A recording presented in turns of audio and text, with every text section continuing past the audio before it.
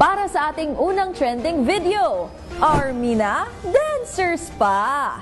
Tunay nga namang walang pinipiling propesyon ang pagsasayaw. Nariyan ang mga singing teachers, police, nurse, security guards at iba pa, lalo na noong nauso ang pagtitiktok. Kung saan yung iba, ginagawa na rin libangan ang pag-indak.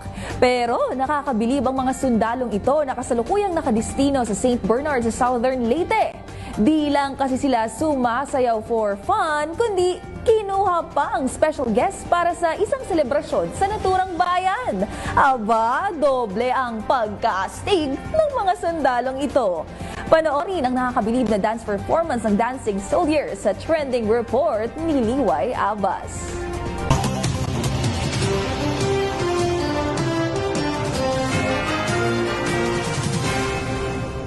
Panibagong viral video naman ang talagang nagpabilib sa netizens matapos magpamalas ng galing ang mga sundalong mananayaw na ito sa kanilang dance performance sa ginanap na event sa bayan ng St. Bernard, Southern Leyte. Nang makapanayam ng DZRH News Digital, binahagi nila kung paano nga ba nagsimula ang kanilang grupo. Bali, pinangalan namin ng aming grupo sa pangalan ng unit namin na 14th Infantry Avenger Battalion.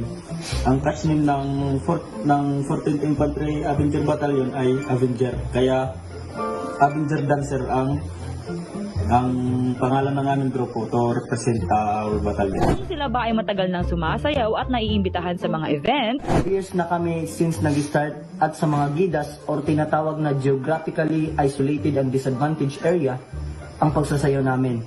Una, dito lang sa activity ng batalyon namin, kalaunan naimbitahan kami sa mall ng Tacloban City at hanggang sa mga municipalities fiesta. Dahil sa linis at ganda ng kanilang performances, ano nga ba ang naging strategy ng Dancing Soldiers na mga ito? Kami ng task sa unit namin, isa sa pampawala ng pagod, pagsasayaw namin. Kaya nakabuo kami ng routine at nag-enjoy kami sa lahat ng pagsasayaw namin. Wala po kaming audition na ginanap. At sa amin lang ay kung sino ang gustong sumayaw at syempre yung nag-passion.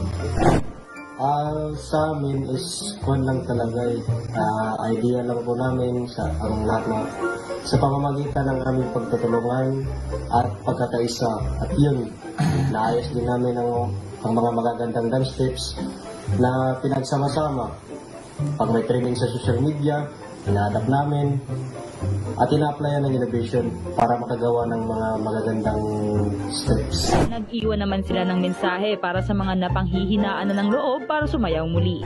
Pasin mo yan at masaya ka. Pagpatuloy mo lang yan kasi balang araw baka ikaw na yung isa na magbigay ng inspirasyon sa mga kabataang nangarap na magiging katulad namin. Tunay ngang walang makahahadlang kung ang talento na mismo ang nagsisilbing kasiyahan ng tao, kahit paanong propesyon ang mayroon siya. Kaya naman sumasaludo at humahanga rin ang netizens sa 14th Infantry Battalion ng Philippine Army.